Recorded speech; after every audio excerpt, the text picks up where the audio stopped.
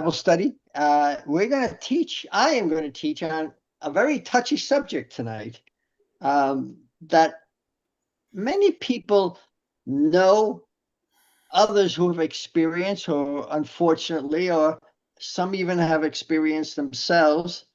And we're going to talk about that tonight. We're going to talk about, I'm sorry to say, rape. Rape and incest from the Bible. We're going to go through an example. Did you know that according to the Rape, Abuse, and Incest National Network in the United States, 44% of victims who are sexually assaulted happen when they're 18 years old and younger. So we've heard a lot in the news about pedophiles and about abuse. 44% of sexual assault is younger than 18. 80% is under the age of 30. So it's younger people that are being targeted, most often women, but sometimes men. Every 107 seconds, that's a minute and 47 seconds, someone is sexually assaulted. It happens very frequently. 200, almost 300,000 people are assaulted every year in the United States. That's just the United States. 300,000. 68% of sexual assaults are never reported because people are embarrassed. And they, in all honesty, I hate to say it, many times the perpetrators never get punished. They're allowed to just walk, which is a terrible injustice in this society. Terrible. And 98%, which is, oh, can you believe that? 98% never spent a night in jail. That's amazing. No, I didn't know that. Wow. So as far as the police are concerned, it's not high on their list, unfortunately. But the damage is done is horrible. I mean, it's just horrible. And it's 98%. 80% of assaults are committed by people that the victim knows.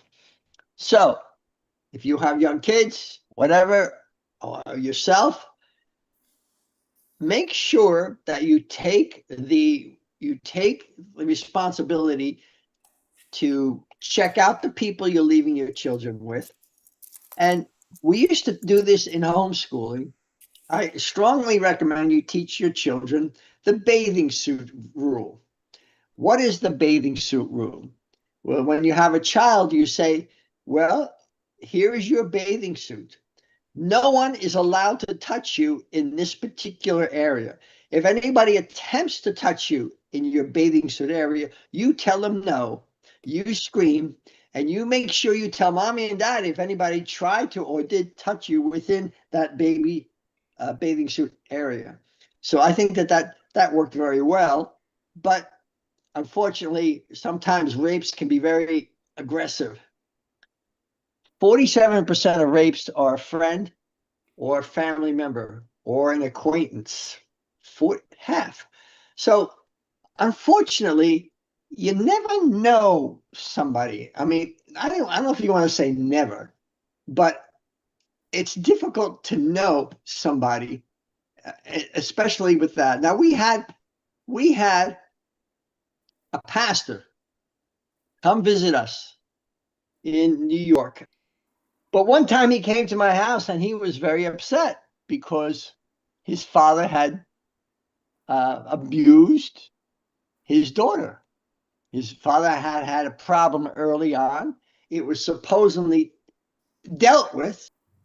It was, a terrible thing that happened. All right, so now we're going to go into the Bible and we're going to look at some of this. So we're going to go to 2 Samuel 13. So I'm going to show the screen. I'm going to ask Bruce. Yes, sir.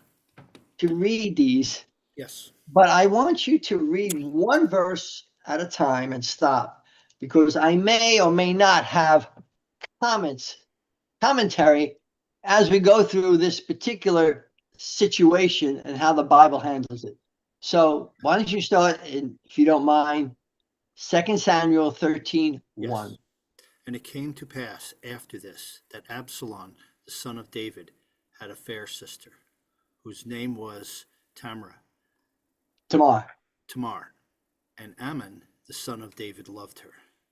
Now, just one verse. I'm sorry. Got it. Yep. Just one verse at a time. Tamar is a very important name in the Bible. Okay, there's 3 women by the name of Tamar. It goes way back to Jacob, and Jacob's oldest son was I'd love to have that name, He must have been a pirate. But Tamar ended up having a child in David's line, which is in the line of Jesus. Okay, so Jesus came out of this by Judah himself, which is a crazy story because Tamar's husband died. His brother was supposed to. She didn't have any children, so her husband's brother was supposed to take her in, but he, for whatever reason, didn't want to sleep with her. So then he died, and then the other brother was supposed to sleep with her. But what he did was, when he had sex with her, he would spill his sperm on the side, and then he died. And now she says, "I'm not going to have any children." So she tricked her father, believe it or not, to sleep with her. And believe it or not, that became through the line of Jesus. So that's one of the Tamars in the early Bible. That's a long story. I made it really quick. But let's continue. Verse 2. And Ammon was so vexed that he fell sick for his sister Tamar, and she was a virgin. And Ammon thought it hard for him to do anything to her. But Ammon had a friend whose name was Johanabab, and the son of Ishmael, David's brother. And Johanabab was a very subtle man. Now, that word subtle, do you recognize that word? Where do you think that word has been used before? Remember in the garden? And the snake was more subtle than any other creature in the garden, including Adam and Eve. Wow. So that word subtle is not a positive word, okay? So he was a pretty evil person, okay? Now, I need to give some background here so you understand the story. So that we can kind of build it up. Ammon was Tamar's half brother, okay? Now, she's a beautiful woman, okay? And his half brother wanted her, okay? And he was the oldest son of Jesus. I'm sorry, oldest son of David, the crown prince. He was a hedge fund baby. You ever hear that before? Hedge fund baby, spoiled, got everything he wanted. Yeah, my life is good, blah, blah, blah. I get whatever I want. I'm the king's son. I'm next in line. Now, his good friend was Absalom. Now, I want you to think about this for a second. Absalom was third in line, right? Mm-hmm. Okay. And Ammon is first in line. Now, why would the guy who's third in line want to be close to the guy that's first in line? Okay. And I want to tell you, it's not a good reason. It's not a good reason. Okay. I want to show you 2 Samuel 12. I'm going to show you 2 Samuel 12. I'm going to take a break here and show you something. Mm-hmm. 2 Samuel 12:10.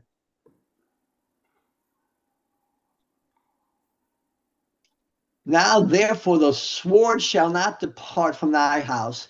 This is God via the prophet speaking to David, who had just killed Uriah, who stole his wife, and they had a baby, and he hid it from God.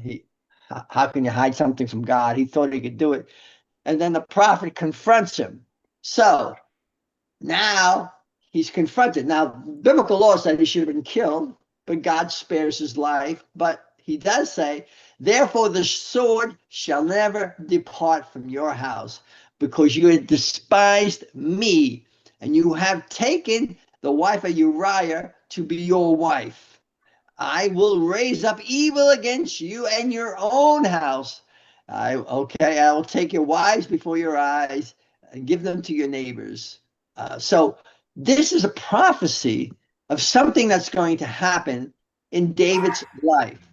Now we're into the next chapter, and we're going to see part of this prophecy fulfilled. Okay, I think Bruce left, so we're going to. Oh, no, I'm right here. Okay, so now we know that Ammon's friend Jonadab was very subtle, an evil person. Okay, and in royal families, cousins were often rivals. Okay, so this guy was, this was his cousin, but they're usually rivals because everybody's contending to be in line. You know what I mean? Who's next? If this guy dies, I'm next, right? But we're on the beginning of verse 4.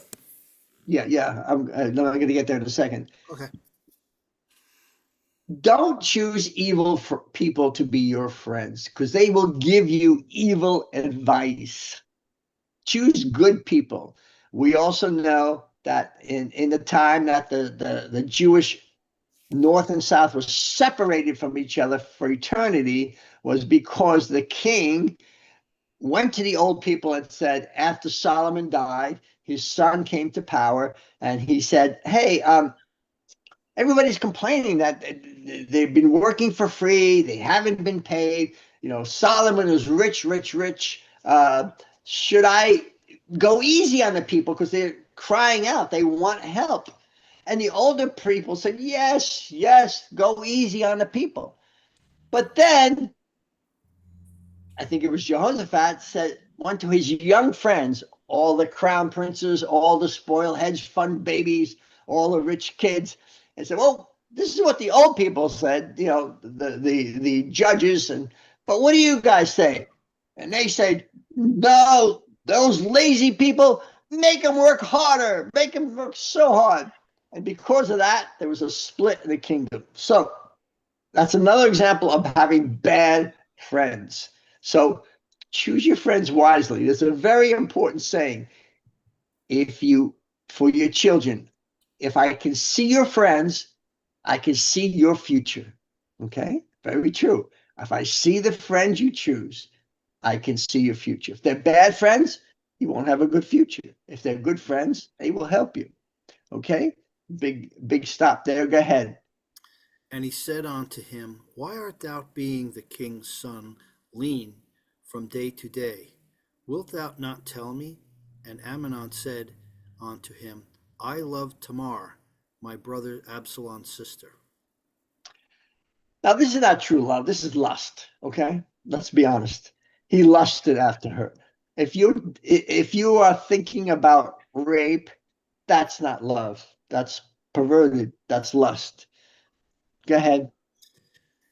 And Jehonadab said unto him, Lay thee down on thy bed, and make thyself sick.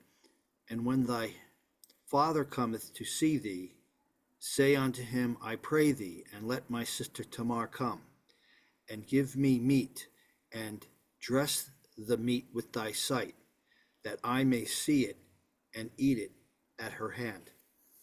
So Tamar could not come on her own volition because she was the daughter of the king. Now, think about this. The daughter of a king is going to be taken care of to a good extent. She's going to be watched.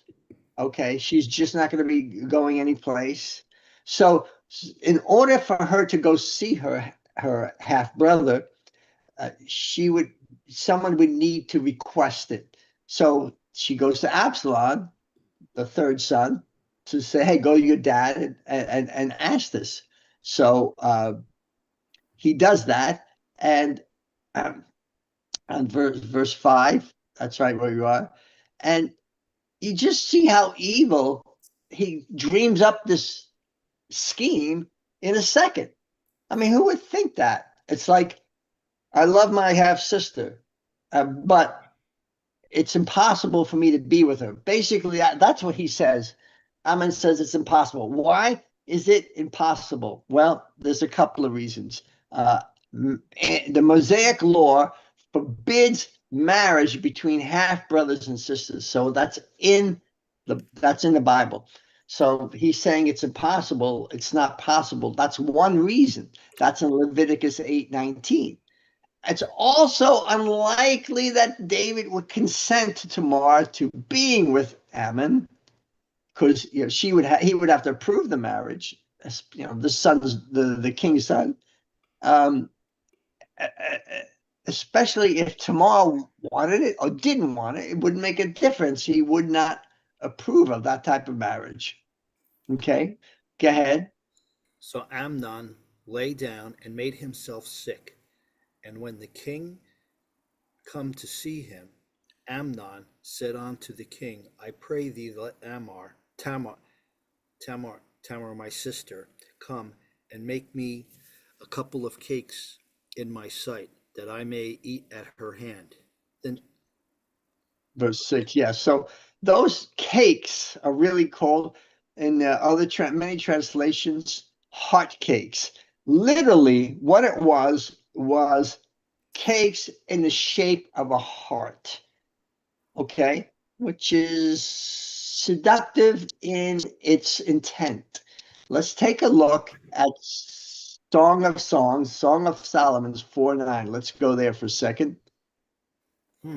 By the way, you could still everybody could read along the verses as could you see the verses as he's reading them? Mm-hmm. Yeah, Okay. it's right in front of us. Yeah, just tell me if you can, because I don't see what you see. So we're going to go to Song of Solomon 4:9, Song of Songs 4:9. This is an interesting verse. Look at this. Thou have ravished my heart, my sister. Isn't that interesting? My spouse, thou hast ravished my heart with all thy eyes, with the chain around your neck.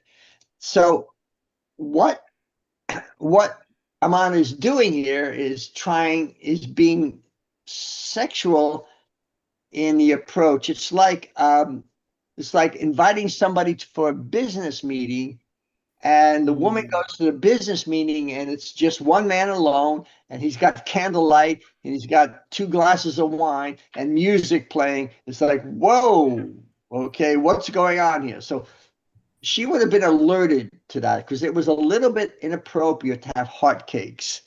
Go ahead. Then David sent home to Tamar, saying, Go to thy brother Amnon's house, and dress him meat. So Tamar went to her brother Amnon's house, and he was laid down. And she took flour, kneaded it, and made cakes in his sight, and did bake the cakes. And then she took a pan and poured them out before him. But he refused to eat. Amnon said, Have out all the men from me. And they went out, every man from him. And Amnon said unto Tamar, Bring the meat into my chamber, then I may eat from thine hand. And Tamar took the cakes. Which What verse you on? Why don't you go one I'm verse? sorry, I kept going. So, I am on verse 10. okay. Okay, so again, this is sexual in nature. Let me eat from your hand. I'm so sick. Let me eat from your hand, my beautiful sister. It's weird. Everything is kind of weird. He's painting the scene. Um, and and Tamar is being very loving here. Oh, it's my half sister. He's sick. Absalom had asked me to come.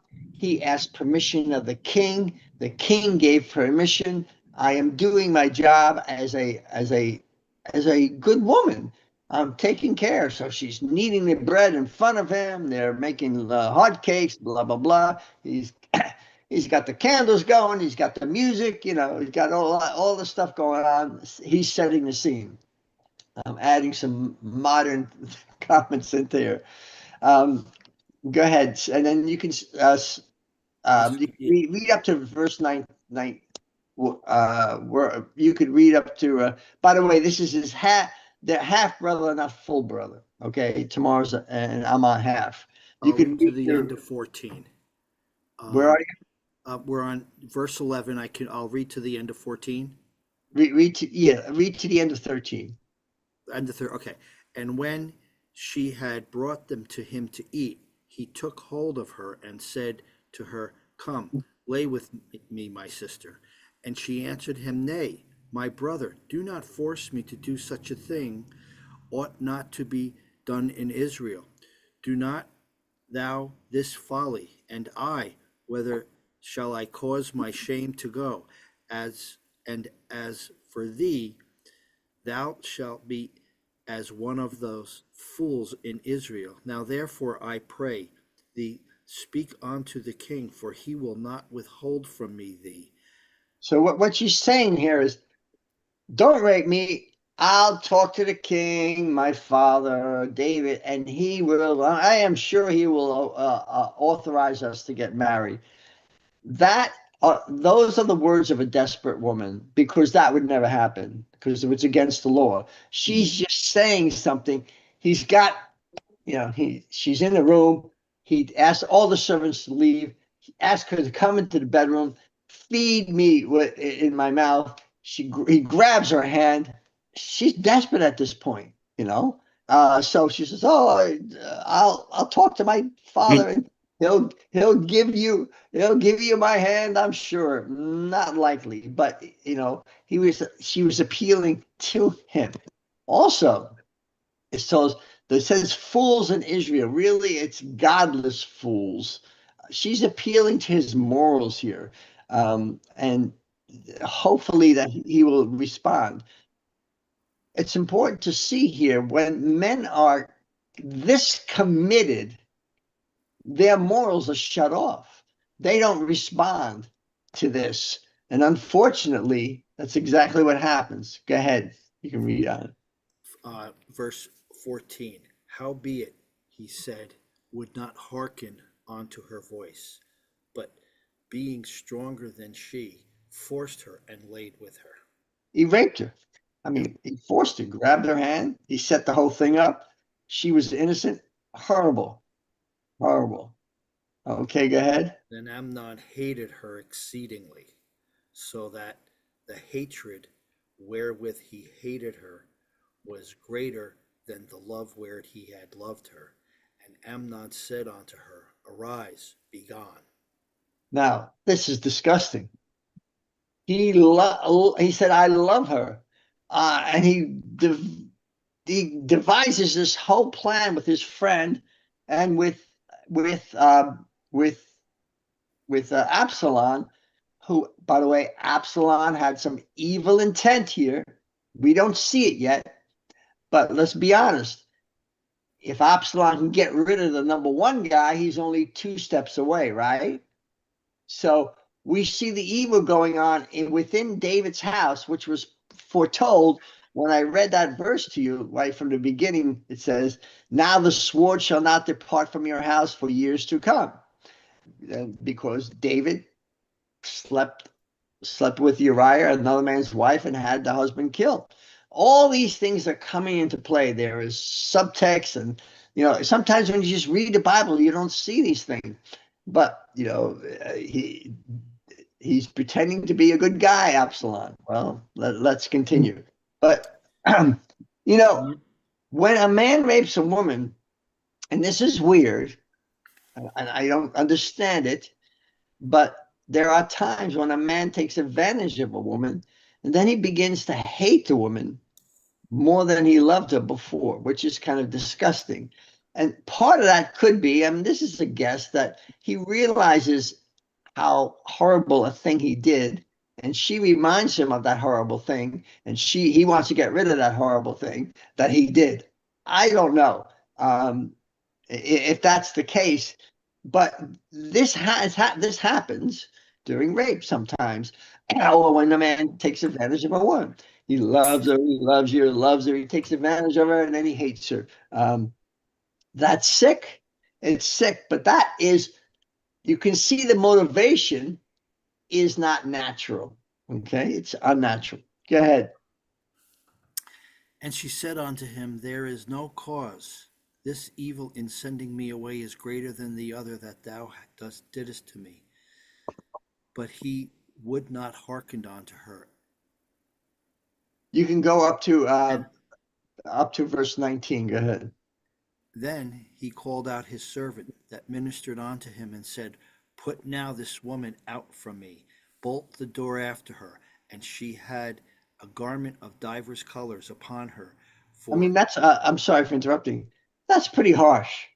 You take this woman against her will, you rape her, then you hate her, and she says, please. Now, you have to understand what she's saying here is sending me away is a worse thing than raping me.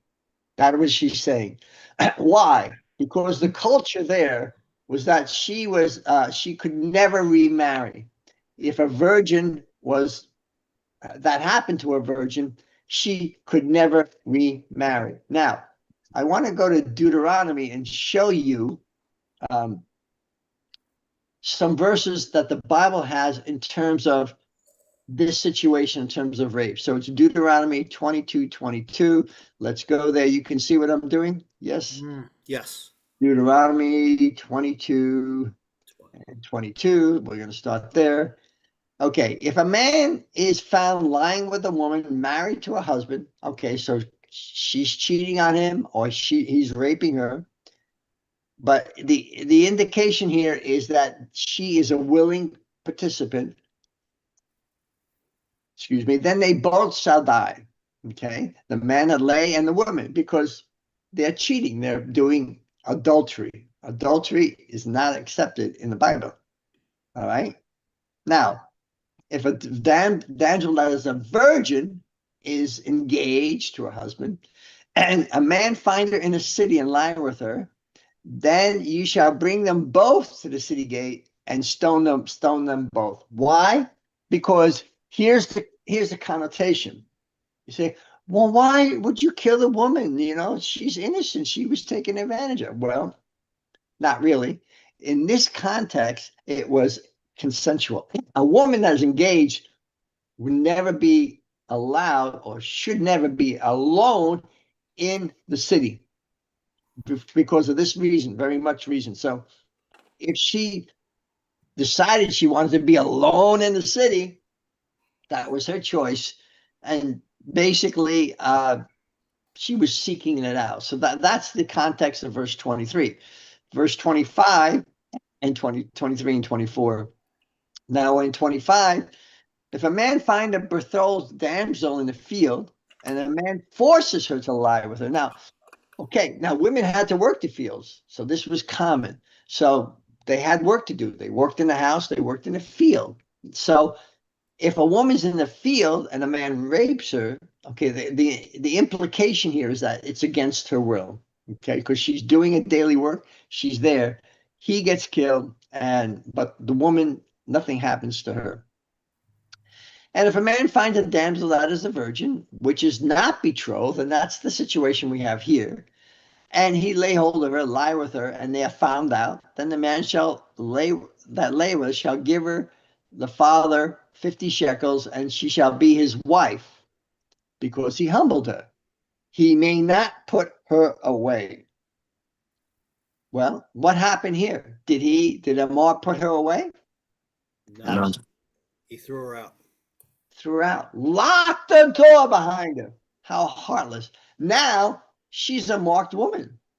She's a marked woman. She cannot get married for the rest of her life, which is a horrible thing to happen. Go ahead and continue. Okay, and Tamar put ashes on her head and rent her garment of divers colors. that was on her, and lay her hand on her head, and went on crying.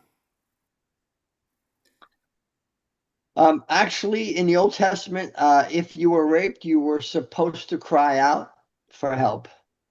Okay. And Obviously, if you're innocent, you're going to do that.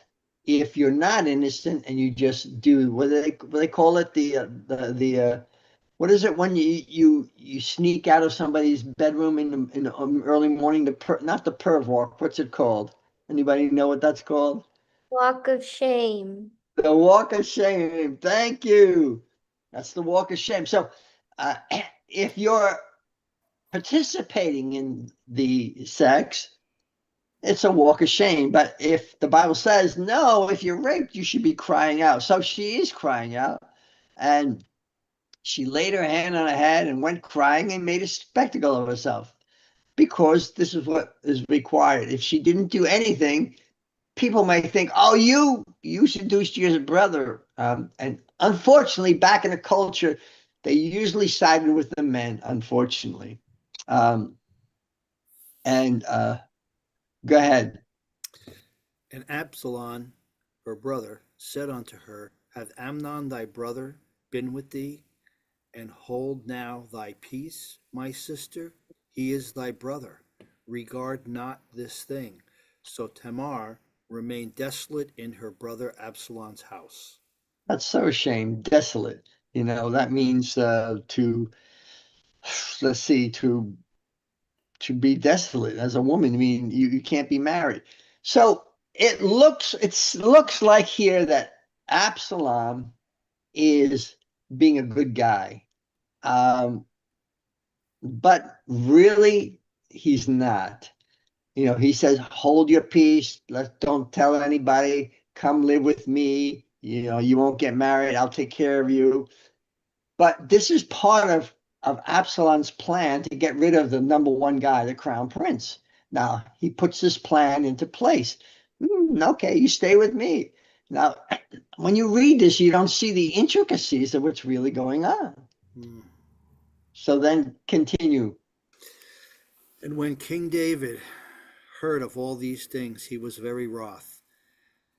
And, and Absalom spake unto his brother Amnon, neither good nor bad. For Absalom hated Amnon because he had forced his sister Tamar. Now, David was very mad. He was very upset, but he did nothing. He did absolutely nothing. Which, when you look at the Old Testament, what you see is that the king many times seems to prefer his sons over his daughters. He loves his daughters, but Amar is the crown prince, right? I'm not going to make a big deal of it. Okay, we'll let this thing go. Tamar's living with Absalom. Oh, okay. What else can I do? Which is wrong. Okay, because according to the Jewish law, Ammon should have been killed by the king.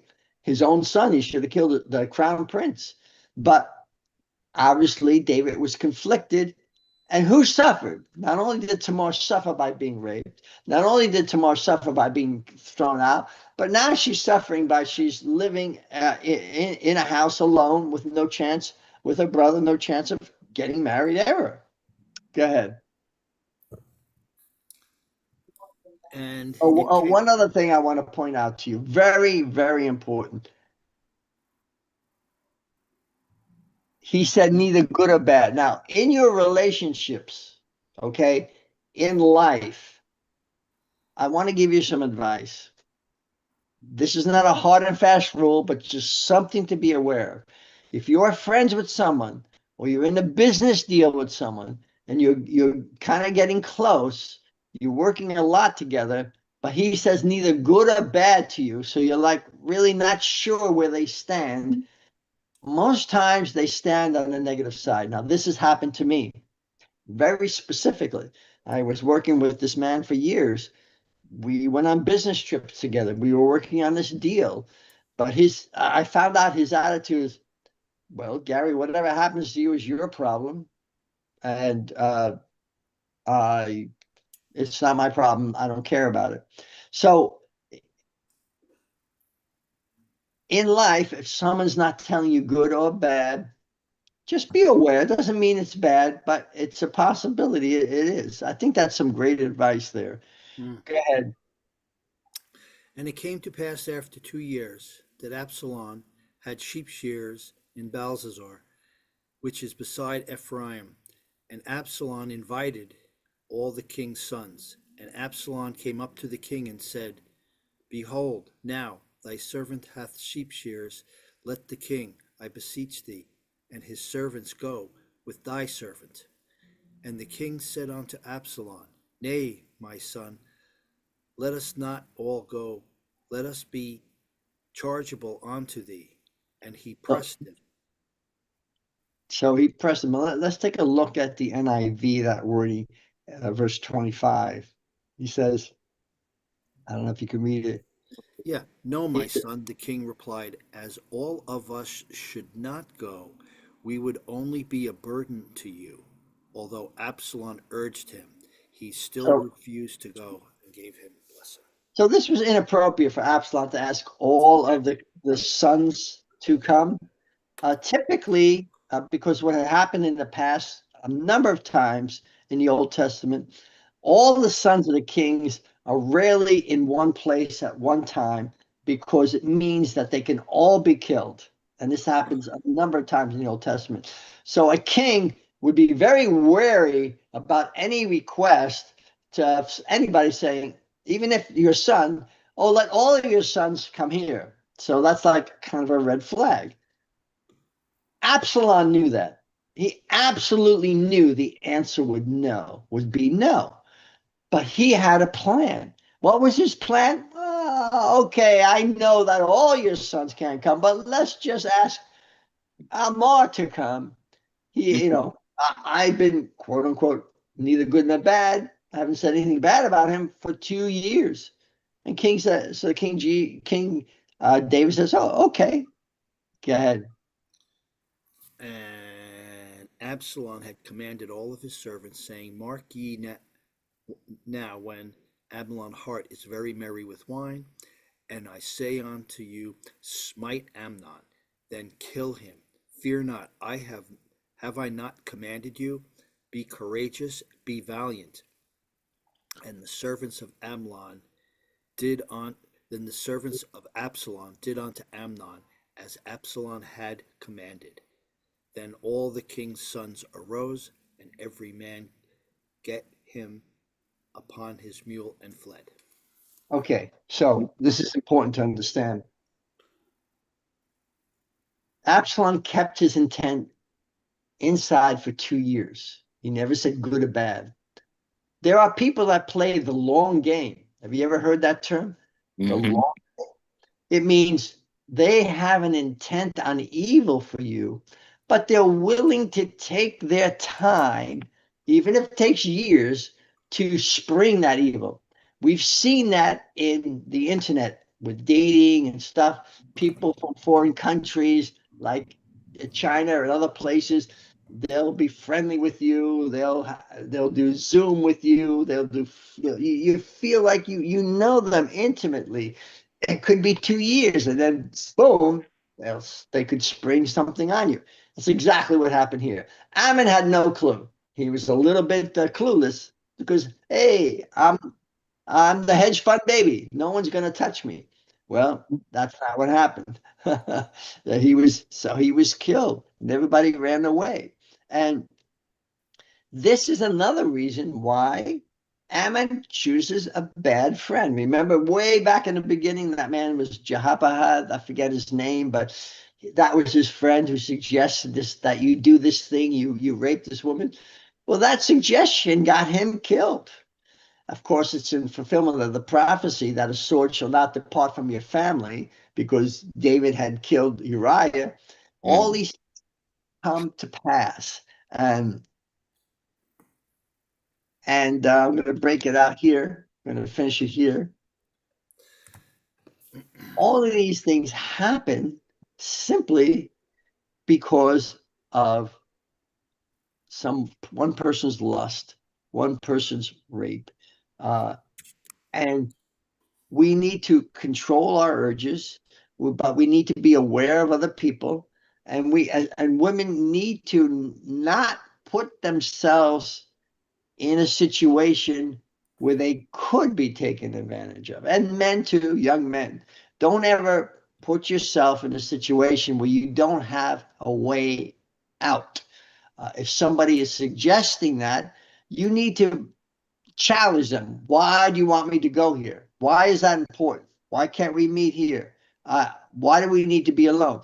There's nothing wrong, even if that person's your boss. And this is what happens, unfortunately, in Hollywood all the time to men and women. At this particular point, I'm going to stop the video. I'm going to stop